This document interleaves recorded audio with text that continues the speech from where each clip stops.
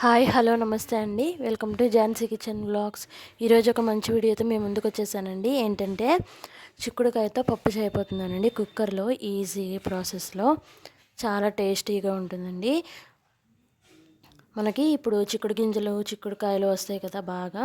ఇప్పుడు లావు చిక్కుడుకాయలతో నేను పప్పు చేయబోతున్నానండి. మనం రెగ్యులర్గా చిక్కుడుకాయతో కూర లేకపోతే గ్రేవీ కర్రీ అయితే చేస్తూ ఉంటాము. కానీ డిఫరెంట్గా ఇలా పప్పు ట్రై చేయండి. చాలా అంటే చాలా బాగుంటుంది. చిక్కుడుకాయ అంటే ఇష్టమైన వాళ్ళు ఇంకా ఎక్కువ ఇష్టపడతారు. ఫస్ట్ మనం ఇలా చిక్కుడుకాయని రెండు వైపులా ఈనెలు తీసేసుకొని పెట్టేసుకోవాలి. కడిగేసి పెట్టేసుకోవాలి పక్కన. ముందుగా మనకి పప్పులోకి కావాల్సినవి ఒక 2 ఉల్లిపాయలు, అలాగే 2 టమాటాలు, 2 పచ్చిమిర్చి, అలాగే కొంచెం ఒక పెద్ద నిమ్మకాయ సైజ్ చింతపండు తీసుకోవాలండి. చింతపండు కడిగి పెట్టేసుకోవాలి. ఫస్ట్ మనం ముందుగా కడిగి పెట్టుకున్న కందిపప్పును తీసుకోవాలి. కుక్కర్లో నీళ్లు పోసేసి కుక్కర్లో మనం కడిగి పెట్టుకున్న కందిపప్పును పెడుతున్నానండి. ఒక హాఫ్ అన్ అవర్ నానితే త్వరగా ఉడికిపోతుంది. ఇప్పుడు ముందుగా మనం టమాటాలని సన్నగా కట్ చేసి పెట్టుకోవాలి. ఇప్పుడు చిక్కుడుకాయ పెట్టేసేసి దానిపైన టమాటా ముక్కలు పెట్టేసుకోవాలి. తర్వాత ఉల్లిపాయ ముక్కలు అలాగే పచ్చిమిర్చి పెట్టుకోవాలి. ఉల్లిపాయ మీద ప్లేట్ పెడితే ఉల్లిపాయ అనేది మెత్తగా అయిపోకుండా ఉంటుందండి.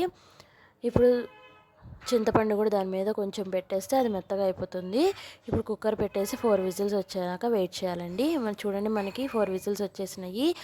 ఇప్పుడు మనకి రెడీ అయిపోతుంది పప్పు. మనం తీసి పొయ్యి మీద పెట్టేసుకుంటే సరిపోతుంది. చూడండి, ఉల్లిపాయ మీద మనం మూత పెట్టాం కాబట్టి దానిలో నీరు వెళ్ళలేదు, కాబట్టి మెత్తగా అవ్వలేదు, చక్కగా ముక్కగా ఉంది.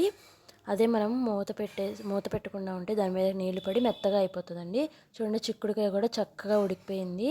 ఇప్పుడు కుక్కర్లోంచి అన్నీ తీసి బయట పెట్టేసుకుందాము. పప్పు కూడా చక్కగా ఉడికిపోయింది కదండి. ఇప్పుడు మనం ఫస్ట్ స్టవ్ ఆన్ చేసి పప్పు పొయ్యి మీద పెట్టుకోవాలండి. పప్పుని ఒక్కసారి అలా గెంటితో ఎనిపినట్టు చేయాలి.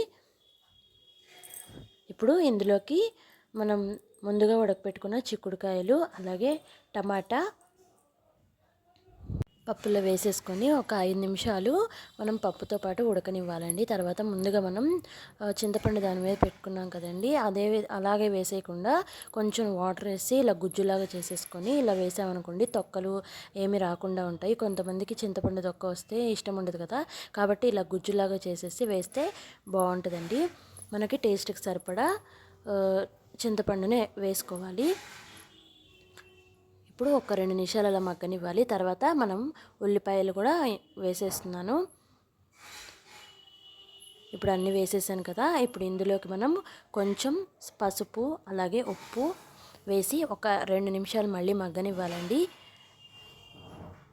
తర్వాత ఇందులోకి టేస్ట్కి సరిపడా కారం కూడా యాడ్ చేసేసుకోవాలి. నేనైతే సాంబార్ కారం యూస్ చేస్తున్నానండి. అది కూర కారం అంటారు కదా, అది యూస్ చేస్తున్నాను. మామూలు గొడ్డు కారం కాకుండా ఇది వేస్తే చాలా బాగుంటుందండి.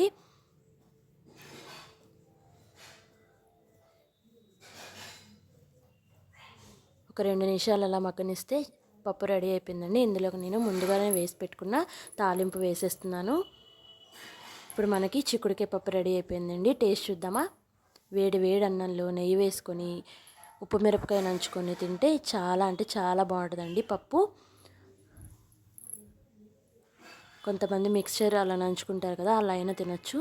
నేనైతే మిక్స్చర్ అలాగే ఉప్పు మిరపకాయలు నంచుకొని తింటున్నాను. నాకు చాలా ఇష్టం ఉప్పు మిరపకాయ నంచుకొని చిక్కుడుకాయ పప్పు తింటే.